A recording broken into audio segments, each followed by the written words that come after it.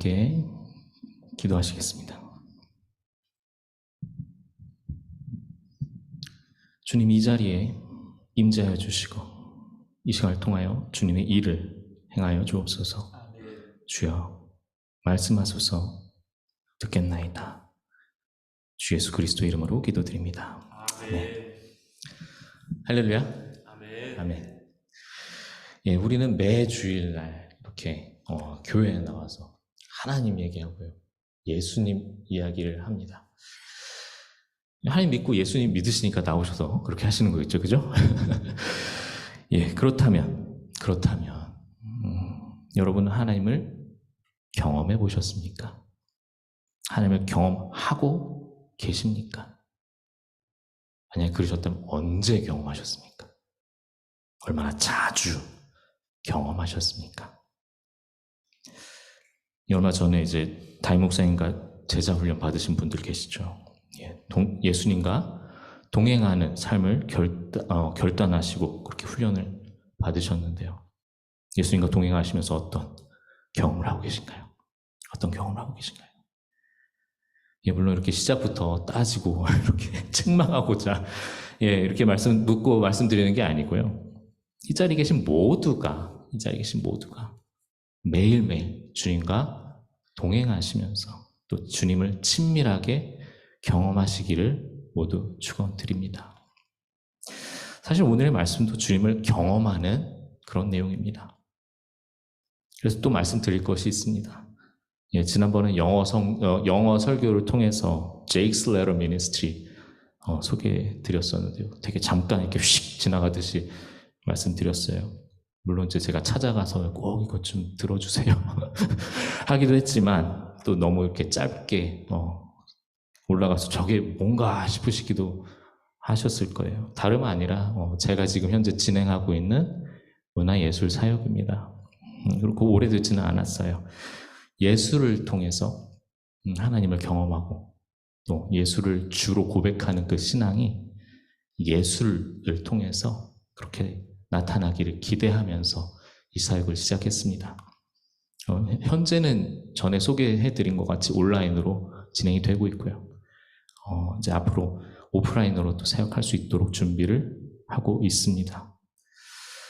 예, 그렇게 해서 시작하는 입장에서 여러분께 소개를 해드렸던 거고요.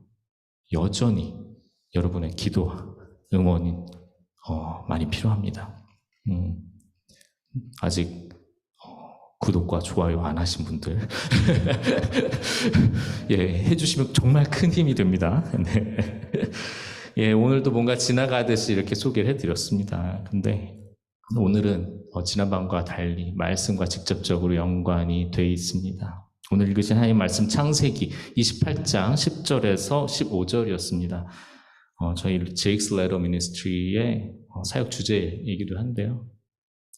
Jake's Letter라고 그러는데 사실 오늘 봤던 본문 말씀 중에 있었던 Jacob's Letter입니다. 야곱의 사다리예요. 야곱의 사다리. 등록된 사역 이름들이 Jacob's Letter Ministry가 정말 많더라고요. 찾아보니까. 그래서 어떻게 해야 될까? 이 이름을 정말 쓰고 싶은데 주님 어떻게 할까요? 이렇게 하다가 일반인들에게 좀 더 친숙하게 다가가기 위해서 좀 더 독특한 이름으로 Jake's Letter가 되었습니다. 그렇다면 오늘 주신 말씀이 지금의 이 자리에서 어떤 의미가 있는지 다시 한번 살펴보도록 하겠습니다. 10절에서 13절을 함께 다시 한번 읽어보겠습니다. 야곱이 브엘세바에서 떠나 하란으로 향하여 가더니 한 곳에 이르러서는 해가 진지라 거기서 유숙하려고 그곳에 한 돌을 가져다 베개로 삼고 거기 누워 자더니 꿈에 본즉 사닥다리가 땅 위에 서 있는데 그 꼭대기가 하늘에 닿았고 또 본즉 하나님의 사자들이 그 위에서 오르락내리락 하고 또 본즉 여호와께서 그 위에 서서 이르시되 나는 여호와니 너의 조부 아브라함의 하나님이요 이삭의 하나님이라. 내가 누워있는 땅을 내가 너와 내 자손에게 주리니. 아멘. 예, 일단 여기까지 읽겠습니다. 예, 오늘 읽은 본문은 야곱이 에서로부터 도망치는 장면에서 시작됩니다. 야곱은 이삭이 베푸는 장자의 축복을 에서에게서 빼앗습니다. 이를 알았던 쌍둥이 형 에서는 이것을 알고 야곱을 죽여들지요. 얼마나 중요한 걸 뺏겼습니까? 혈육임에도 불구하고 살인까지 일삼으려고 하는 겁니다. 당연하죠. 이제 그럼 야곱은 도망쳐야 됩니다. 이렇게 중요한 장자의 축복이, 근데 당장은 뭐가 도움이 되질 않아요. 부귀영화를 주거나 힘을 주거나 권력을 주는 것이 아닙니다. 단지 이 축복을 가져가는 야곱은 도망치면서 아무것도 손에 든 것이 없습니다. 게다가 심지어 죽이려는 형이 쫓아오고 있죠. 이 축복이 뭐라고? 이 축복이 뭐라고? 인생이 이렇게까지 고달파야겠습니까? 지금 당장 너무나도 애처롭습니다. 야곱은 언젠가 하나님이 자신을 통해서 하나님이 큰 일을 이루실 것을 알고는 있었습니다. 하지만 지금은 당장은 아무것도 할 수 있는 게 없습니다. 그렇게 애달프게 삼촌의 집으로 터벅터벅 가던 길에 야곱은 잠이 듭니다. 그런데 갑자기 꿈에 누가 나타나요? 하나님께서 나타나십니다. 꿈에 하늘까지 이어진 사닥다리가 나타나고 그 위로 천사들이 오르락 내리락 하고 있죠. 그러다 하나님께서 아브라함에게 그리고 이삭에게 주셨던 그 축복을 지금 이 자리에서 야곱에게까지 확인시켜 주시는 것입니다. 이 자리하고 있는 땅과 민족을 또 이루게 하시는 그 축복을 확인시켜 주시는 거죠. 그리고 더 나아가서 15절에 보시면 하나님이 이 모든 것을 이룰 때까지 떠나지 않겠다라고 약속까지 해주십니다. 얼마나 그 애처롭고 그 곤고한 그 길에서 이 작은 약속만으로도 얼마나 안도가 되었겠습니까? 이제 이 본문의 상황을 아시겠습니다. 그죠? 이와 관련해서 또 제가 그림을 가져왔습니다. 잘 보이나요? 17세기의 스페인의 바로크 화가라고 하는 바르톨로메 에스테반 무리오라는 사람이 그린 그림입니다. 제이콥스 드림, 야곱의 꿈이라는 그림입니다. 자세히 보시면요, 이렇게 어둑어둑하지만 아래쪽에 보시면 어떤 사람이 누워서 자고 있죠. 보시는 바와 같이, 그리고 저희가 읽은 바와 같이 야곱이 잠들어 있습니다. 그리고 그 뒤에 사닥다리 계단 같은 게 내려오고 천사들이 오르락내리락 하고 있죠. 잘 어둡습니다. 어두워서 캄캄하고 주변이 어두운 것을 여러분들께서 보실 수 있습니다. 어둑어둑한 배경에 바위, 나무, 지금 이렇게 좀 멀리서 작게 보여서 잘 안 보이실 수 있는데 이 어스름한 빛에 이런 것들이 잘 보입니다. 구름 이런 것들이 보여요. 구름의 달도 한켠에 볼 수 있습니다. 어둠 속에 있는 나무 그림자, 그러니까 그 주변을 스산하게 하는 그런 장치들을 만들어놨죠. 야곱의 그런 애처로운 상황과 그런 모습이 잘 비춰지는 그런 그림입니다. 그런데 그 가운데 이 빛의 기둥이 내려오고 있다는 겁니다. 이 빛을 받은 화면의 다른 부분들도 은은하게 빛을 발하고 있는 것을 볼 수 있습니다. 그래서 전체적으로 이게 주변은 어둡지만 그럼에도 불구하고 분위기가 밝게 느껴집니다. 매우 따뜻합니다. 알려진 바에 의하면 이제 이 은은하고 따뜻한 느낌 자체를 이 작가가 원래 잘 쓰는 방법이라고 합니다. 그리고 또 제가 바로크 작가라고 제가 소개를 해드렸어요. 원래 바로크 미술 자체가 좀 뭔가 화려하고 환상적입니다. 바로크는 이제 아무래도 종교 개혁의 영향에 있었던 그런 화풍인데요. 제가 영어 설교를 했을 때 또 다른 그림을 보여드린 적이 있어요. 해골 그림이 있습니다. 혹시 기억나시나요? 요거죠. 요 그림이 있습니다. 이 그림은 개신교 지방인 네덜란드 지방의 화가가 그린 그림이었어요. 그래서 종교 개혁의 영향으로 굉장히 이성적이고 정적이고 차가운 그런 느낌이 있습니다. 예, 피터 클레즈라는 사람이 그린 그림인데요. 이 이성적이고 정적이고 이런 게 사실은 개신교적인 그런 풍토였습니다. 말씀 중심. 그럼 어떻게 해야 될까요? 뭔가 이 말씀을 읽고 같이 냉철하게 해석을 하고 그래야 될 거 아니에요. 그죠? 잘못 해석하면 큰일 나잖아요. 맞습니다. 그래서 굉장히 차갑고 이성적이고 그런 분위기가 이 그림에서도 나타나는 겁니다. 그렇기 때문에 카톨릭은 어떻게 반응했을까요? 반대로 갑니다. 정반대로 갑니다. 예, 구교는 좀 더 감성적으로 그렇게 접근을 하는 겁니다. 아마 신교가 반대로 감성적으로 갔다면 어쩌면 구교인 카톨릭은 이성적으로 갔을지도 모르겠습니다. 여하튼 바로 이런 감성 충만한 그런 환상적인 그림들이 바로크의 화풍이었습니다. 오늘 그림 다시 보실게요. 오늘 무리오의 그림, 이분도 사실 스페인 바로크 화풍의 그림이라고 했습니다. 화려하고 감성 충만하다고 제가 말씀드렸는데요. 아마 야곱에게만 영적으로 충만한 장면. 그래서 하나님의 임재를 환상적으로 그렇게 표현하려고 했을지도 모르겠습니다. 여러분들 보시기는 어떠세요? 그런가요?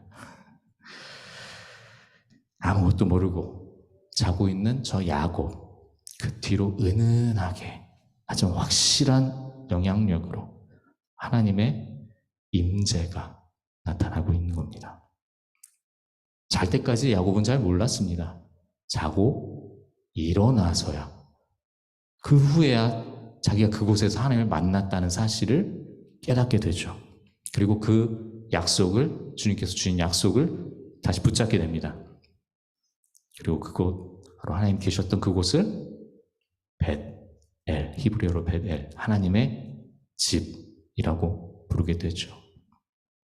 바로 이스라엘 민족에 있어서 고난 중에 하나님의 약속을 기억했던 그 자리가 바로 벳엘이었습니다.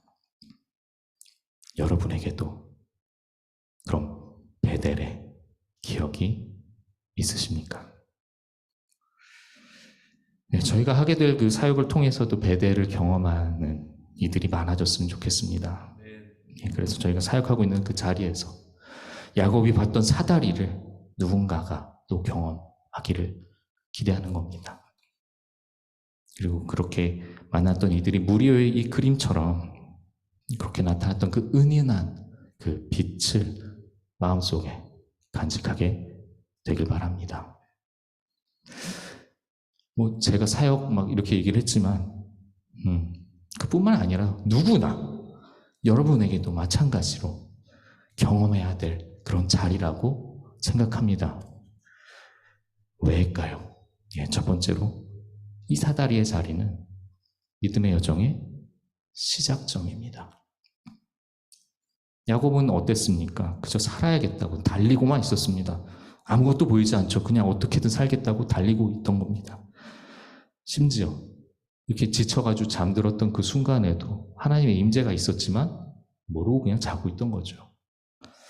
깨닫지 못합니다.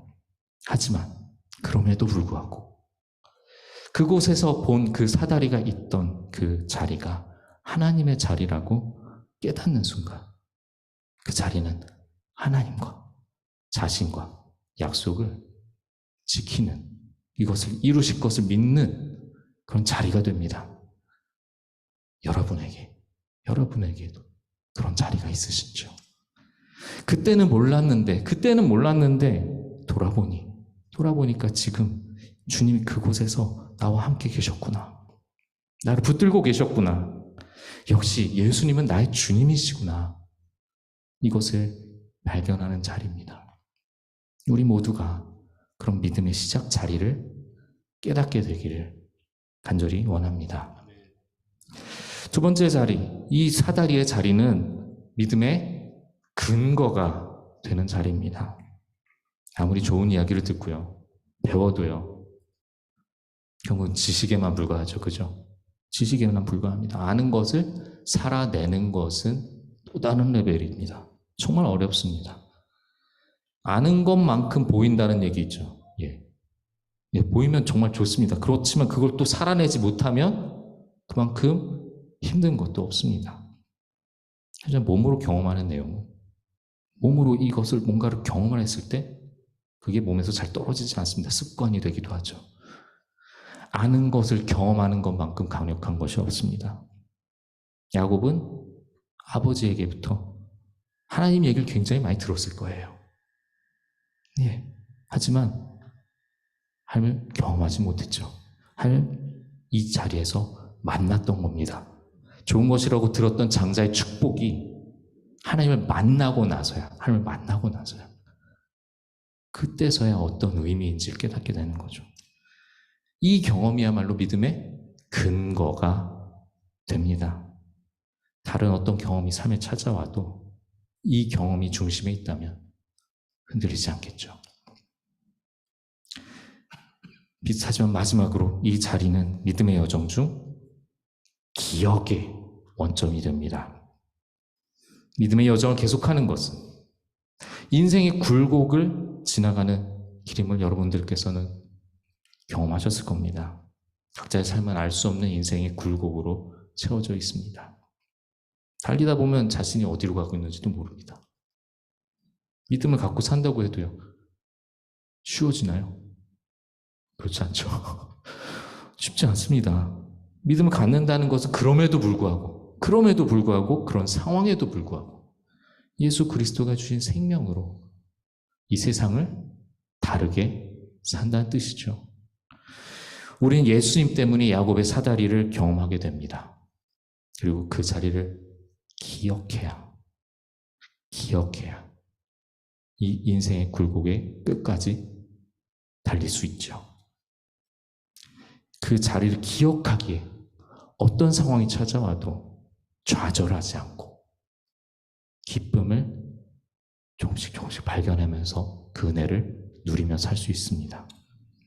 기억의 원점을 찾으시길 바랍니다. 제가 계속 뭔가 체험, 기억 이런 말씀들을 계속 드렸어요. 그러나 꼭 뭔가 신비한 체험 막 이런 걸 해야 하나님을 경험하는 것만은 아닙니다. 예, 있으면 좋아요. 사실 진짜 있으면 좋습니다. 신비한 체험, 성령의 만지심 다 좋습니다. 없는 것보다 훨씬 낫습니다. 하지만 또 역시 기억했으면 좋겠습니다. 우리가 계속해서 체험하고 기억해야 될 베델의 자리는 바로 하나님과의 계속된 관계, 예수님과의 끊임없는 관계를 계속해서 이어가게 하는 자리라는 걸요. 일상 중에 계속해서 하나님과의 관계를 이어가는 것은 마지막 날 주님이 직접 오실 때까지의 계속된 훈련입니다. 습관을 바꾸는 것만큼 어려운 게 없죠. 죄된 육신의 한계, 예수 그리스도의 은혜로 영원으로 이끄시는 구원을 경험하게 되는 줄 믿습니다. 아멘. 네, 하지만 역시 주님 다시 오실 때까지 매일의 일상, 하루하루 은혜를 구하는 훈련의 여정입니다. 이를 기억하시면서 여러분에게 하루하루 일상 중에 오늘 보셨던 이 그림과 같이 따스한 그런 하나님의 임재의 경험이 있으시길 원합니다. 여러분이 어떤 상황에도 굳건히 지킬 믿음의 경험이 있으시길 원합니다. 바로 이곳이 믿음의 시작점이고 또 믿음의 여정을 끝까지 살아내게 하는 그런 기억의 원점이며 근거가 되는 자리인 줄로 믿습니다. 제이크 슬레더. 야곱의 사다리를 여러분 모두가 경험하고 기억하는 그런 시간들 되시기를 원합니다. 함께 기도하시겠습니다.